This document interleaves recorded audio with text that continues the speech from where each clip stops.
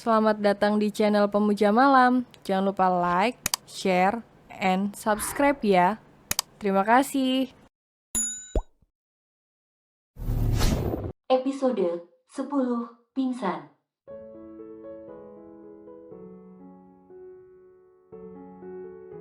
Lia masuk ke dalam rumah yang sudah lama tak pernah dia datanginya ini. Terlihat banyak pelayat yang datang.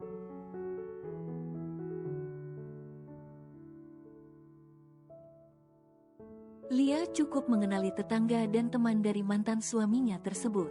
Lia membimbing Kenzo untuk mendekati jenazah. Mama Arya duduk di samping kanan jenazah sedangkan Arya di samping kiri. Di belakang Arya ada Alexa dengan perut membuncit.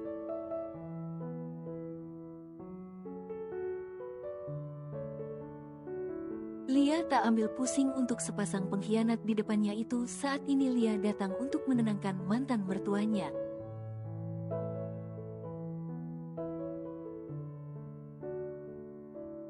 Ma, panggil Lia lirih.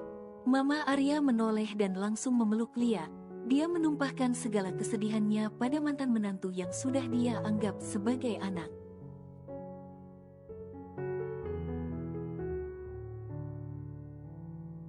Alexa mengeram kesal. Mertuanya tak memperdulikannya dari tadi. Saat Lia datang, Mama Arya langsung memeluk erat.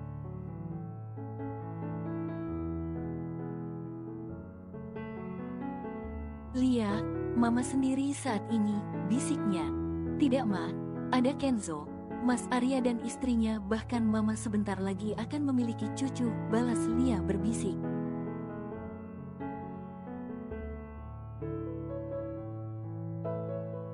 Mama Arya menggelengkan kepala. Dia tak menyukai ucapan Lia, tapi dia tak bisa membantah. Memang itu adanya.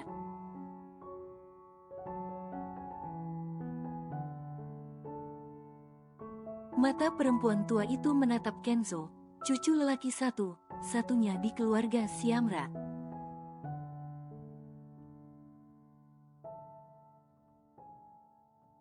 Sayang, sini, Oma sudah merindukanmu. Dulu Kenzo yang tiap minggu menemaninya, menjahilinya.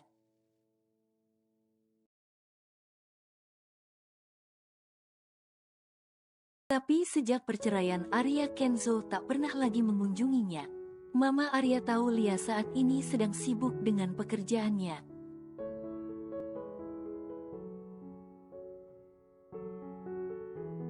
Kenzo mendekat pada omanya. Arya menatap sendu Kenzo yang saat ini berada dalam pelukan mamanya.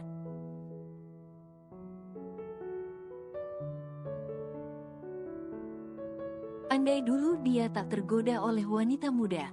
Andai dulu dia bisa menahan keinginannya punya anak perempuan.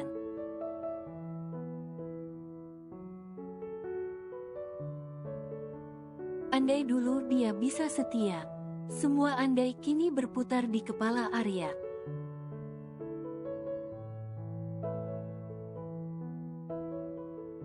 Rindu, ya, saat ini rasa rindu yang memuncak untuk jagoannya itu.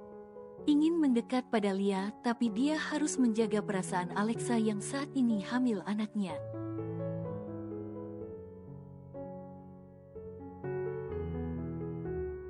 Kenzo menatap tajam pada papinya. Perasaan benci saat ini dia tunjukkan pada papinya.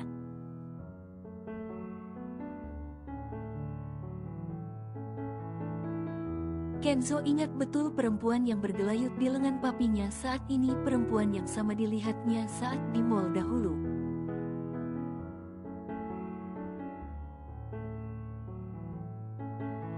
Arya mencoba cuek tak melihat Lia, tapi dalam lubuk hatinya ingin sekali menangis di pundak Lia.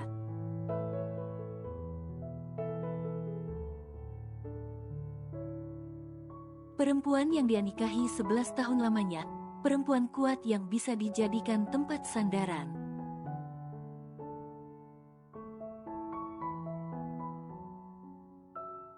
Arya salah berpikir. Saat dia punya segalanya, dia ingin Lia menyandarkan diri padanya, bermanja, manja dan menjadikan Arya prioritasnya.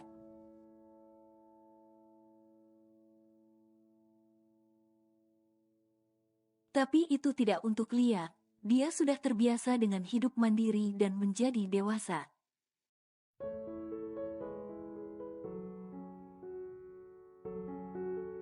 Arya memilih berselingkuh dengan Alexa, karena sifat Alexa yang manja dan selalu meminta pada Arya membuat Arya merasa dibutuhkan.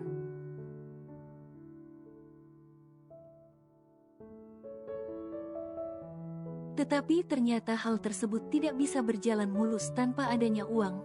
Contohnya saat ini mereka seringkali bertengkar karena uang.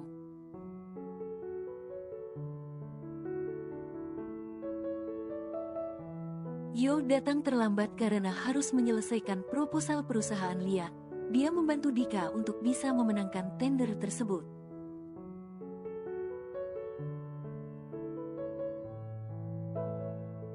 Kenapa telat? Ucap Lia. Yo duduk di antara Lia dan Mama Arya lalu mencium kening Kenzo.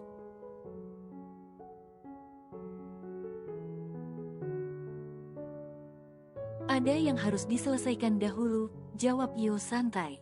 Kenzo langsung beralih duduk di pangkuan Yo.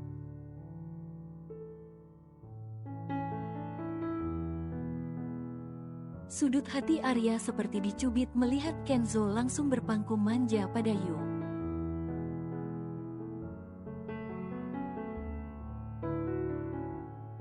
Sedangkan dia papinya sendiri Kenzo seolah menjadikannya orang asing. Sudah makan? Tanya Yo pada Kenzo.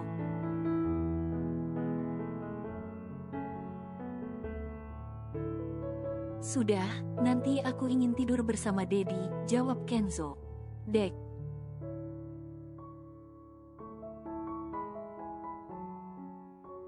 Hati Arya semakin sedih. Bisanya Kenzo memanggil Yo, Dedi, padahal dulu setaunya Om.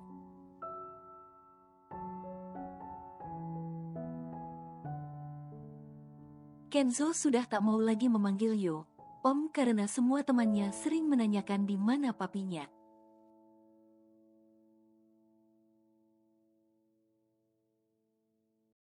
Jadinya Kenzo yang sering diberikan pertanyaan itu menjawab kalau Yo lah papinya.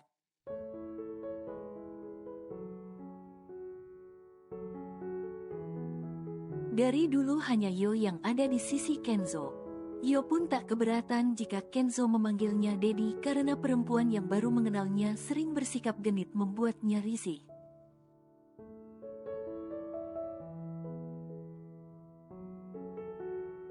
Dengan adanya Kenzo di sisinya membuat Yo sedikit aman. Lia tersenyum melihat Kenzo bermanja pada Yo.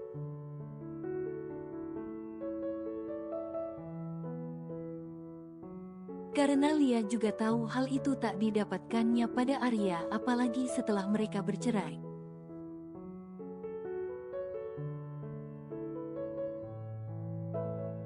Mama Arya menangis di pemakaman. Lia yang dari tadi mengusap pundak mantan mertuanya ini berusaha menahan tangisnya juga.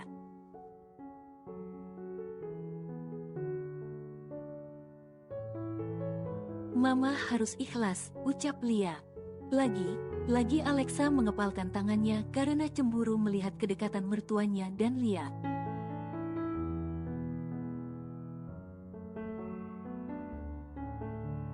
Kenapa mertuanya tak bisa berperilaku demikian padanya? Arya mengusap tangan Alexa pelan, dia tahu apa yang dirasakan istrinya saat ini.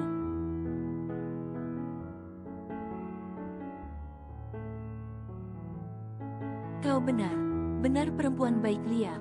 Sampai saat ini kau masih memperlakukan keluarga Arya baik, batin Yo.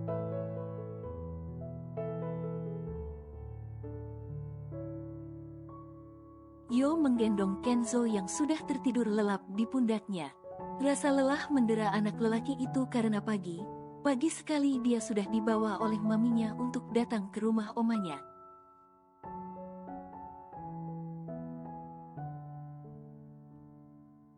Mas, aku lelah, ujar Alexa menyandarkan kepalanya di pundak Arya. Kamu tunggu di mobil sebentar ya, bujuk Arya.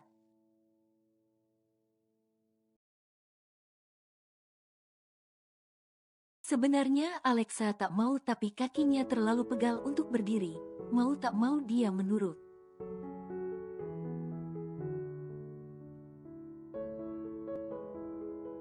Arya mengantarkan Alexa untuk istirahat sejenak di dalam mobil.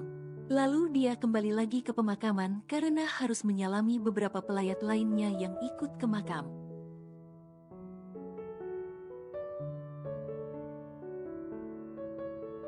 Ingin mengambil Kenzo dari gendongan Yo, tapi saat ini Kenzo tertidur lelap, tak tega rasanya membangunkan anak lelakinya itu.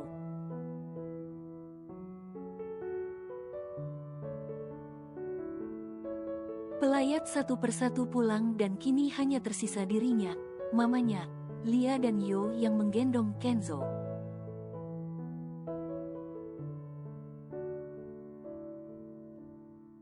Aku tunggu di mobil.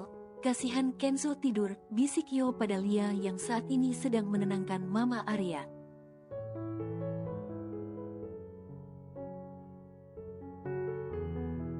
Lia menganggukkan kepalanya pelan. Lia, apa kabar? Ucap Arya memberanikan diri bertanya.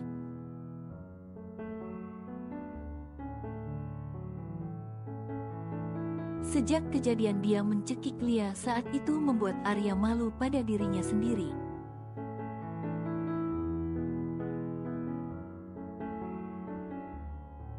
Baik, jawab Lia singkat tanpa menoleh pada Arya. Maaf, ucap Arya.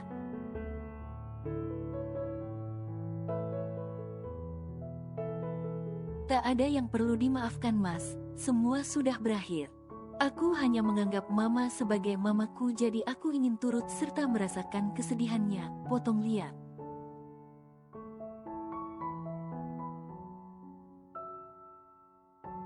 Aku merindukan Kenzo, kenapa tak kau dekati dia? Tanya Lia.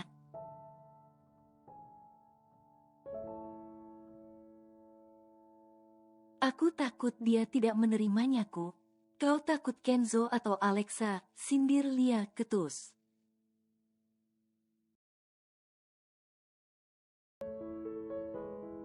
Aku sudah pernah katakan aku takkan melarang kau ataupun Mama untuk mendekati Kenzo karena kalian keluarganya.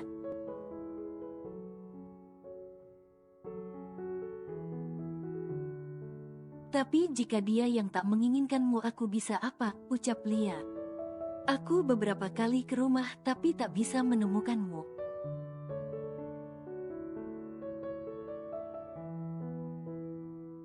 Aku sibuk. Jika ingin bertemu Kenzo, datang saja pada Yo. Dia selalu bersama Kenzo, jelas Lia.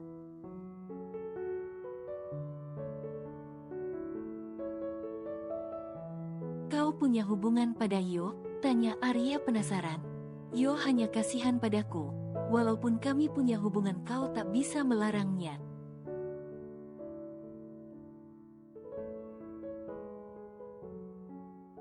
Kita tak punya hubungan lagi. Aku janda, siapapun boleh mendekatiku asalkan statusnya lajang, tekan Lia.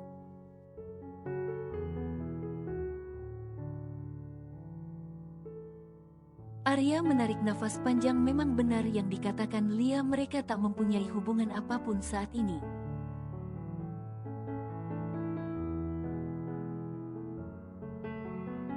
Aku hanya ingin kau dan Kenzo bahagia.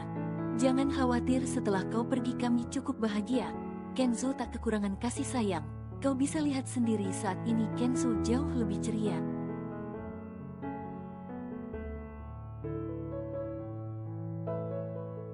Arya menunduk kepalanya, tak bisa lagi membalas ucapan Lia karena Kenzo sendiri tak mau mendekat padanya.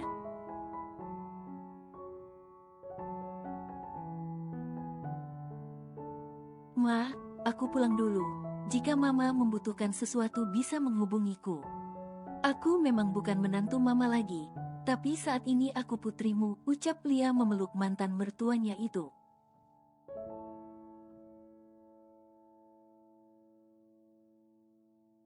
Mama Arya menitikkan air mata haru. Bisanya Arya membuang menantu idamannya dan menggantikan dengan perempuan manja yang tak bisa mengerti dirinya.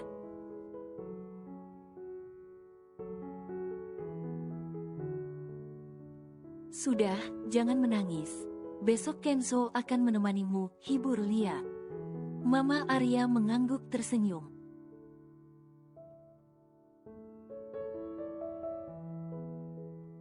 Lia pergi meninggalkan pemakaman. Mau kemana? Tanya Yo yang sedang menyetir mobil Lia.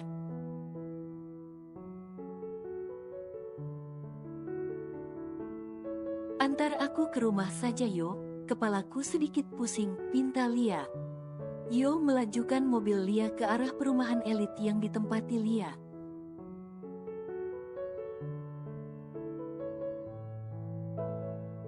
Yo membaringkan Kenzo di kamarnya dan meminta Bibi menyiapkan teh hangat untuk Lia.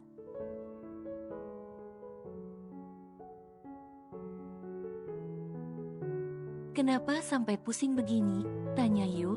Mungkin karena belum sarapan, terlalu tergesa-gesa ke sana. Untung Kenzo sempat makan di dalam mobil, ucap Lia.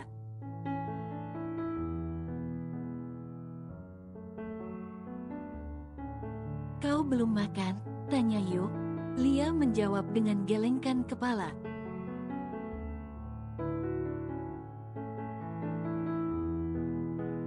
Yo berdiri ke arah dapur meminta Bibi menyiapkan makanan Lia. Lia bangkit dari duduknya hendak mencuci muka tetapi karena tak memiliki tenaga Lia tumbang.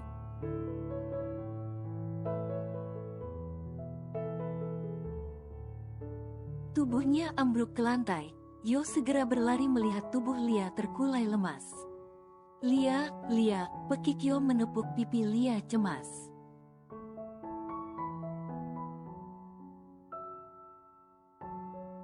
Bawa ke rumah sakit saja Pak, usul salah satu pembantu Lia.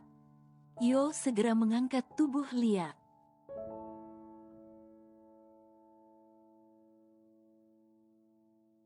Buk, titip Kenzo, bilang kalau saya dan Lia keluar sebentar, pesan Yo yang tak ingin Kenzo ikut khawatir.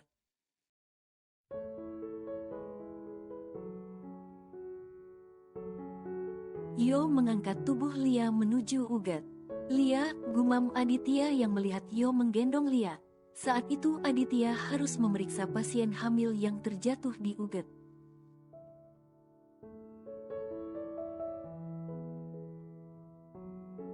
Yo meletakkan Lia di ranjang Ugat dan memberikan ruang pada dokter untuk memeriksanya.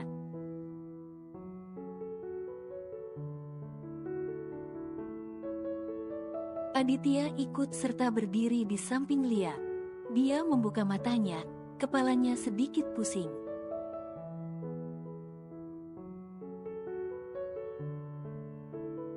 Kamu sudah sadar? Tanya Aditya. Aku di mana? Ucap Lia lemah.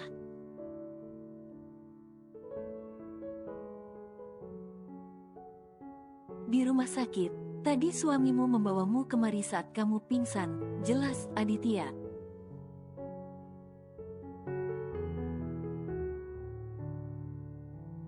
Suami, ya, dia ada di luar.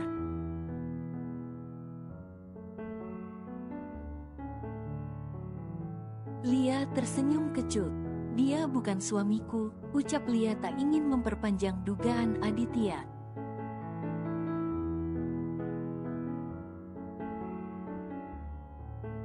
Karena sampai saat ini pun dia dan Yo tak memiliki perasaan apapun. Lalu,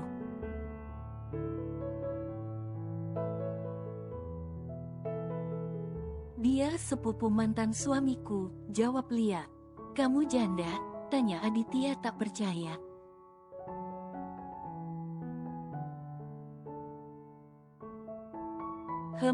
Lia hanya berdehem menanggapi pertanyaan Adit. Aditya seperti dapat angin segar, dia menarik sudut bibirnya.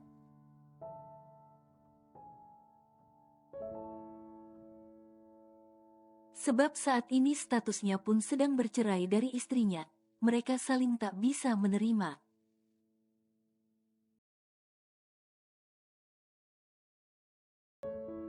Aku kenapa? Tanya Lia menatap dokter yang ada di sampingnya. Ibu dehidrasi, terlalu lelah, jawab sang dokter.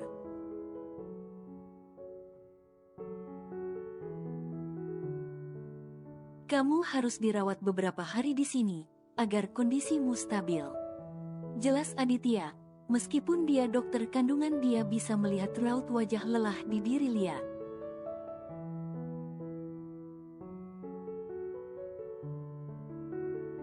Yo masuk ke dalam ruangan tersebut. Dia selesai mengurus administrasinya, karena Lia akan segera dipindahkan ke ruang inap.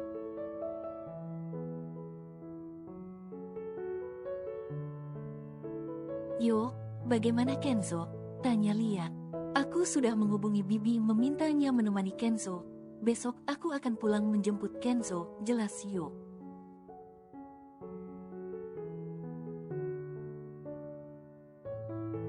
Malam ini aku akan menemanimu, lanjut Yo berdiri di sebelah ranjang Lia. Aditya memperhatikan kedekatan Lia dan Yo.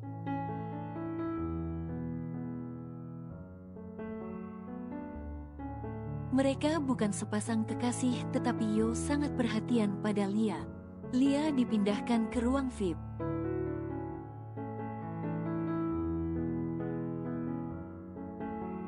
Jika kau mengantuk tidurlah Yo, ucap Lia yang masih melihat Yo sibuk dengan iPad-nya memeriksa beberapa email yang masuk.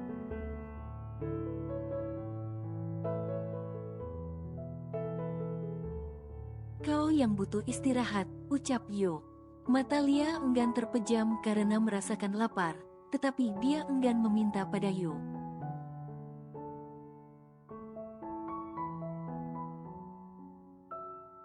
Lia tahu kalau Yo saat ini sedang sibuk.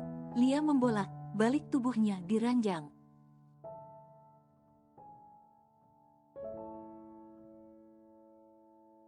Kenapa? Tanya Yo yang tahu kalau Lia tak bisa tidur. Kriuk, terdengar bunyi perut Lia membuat Lia menunduk malu.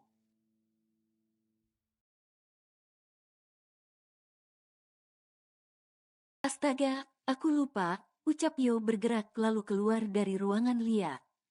Lia bingung kenapa Yo keluar, dia pikir Yo melupakan janjinya pada seseorang.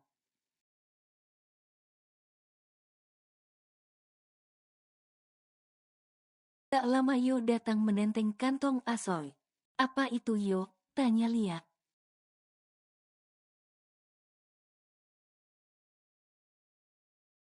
Makan ini dulu ya, hanya ini yang aku temukan di depan rumah sakit, ucap Yo sambil membuka bungkus sate.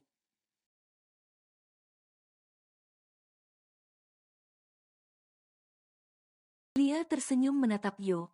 Yo sudah seperti kakak baginya, yang selalu hadir untuk dirinya.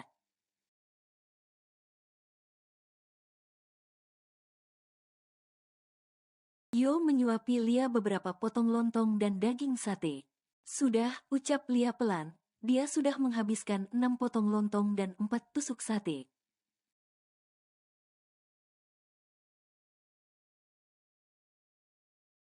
Belum habis, ucap Yo yang masih melihat ada potongan lontong dan sate.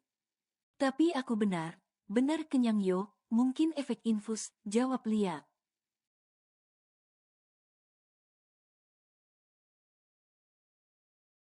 Yo memberikan air mineral dan diminum habis oleh Lia. Dia benar kehausan saat ini.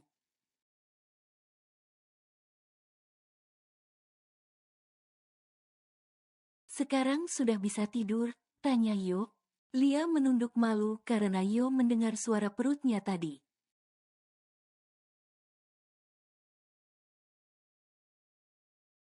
Aku melanjutkan pekerjaan sebentar, ucap Yo meletakkan piring sate Lia dan menyelimuti Lia lalu melanjutkan kembali pekerjaannya.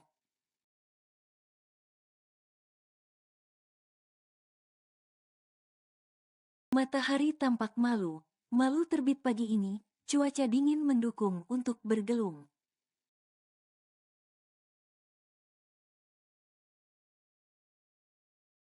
Lia membuka matanya, melihat Yo yang meringkuk di sofa rumah sakit membuat Lia menjadi merasa bersalah.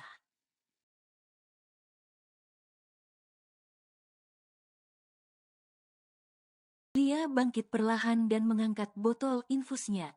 Lia masuk ke kamar mandi untuk mencuci muka. Tubuhnya sudah sedikit membaik, kemarin hanya kelelahan.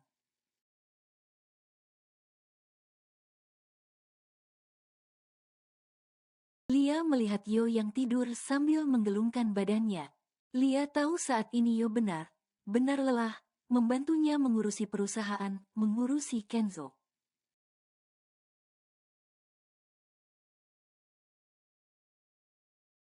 Dan saat ini mengurusi dirinya.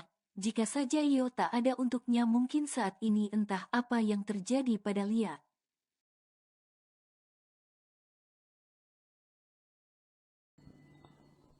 Bersambung.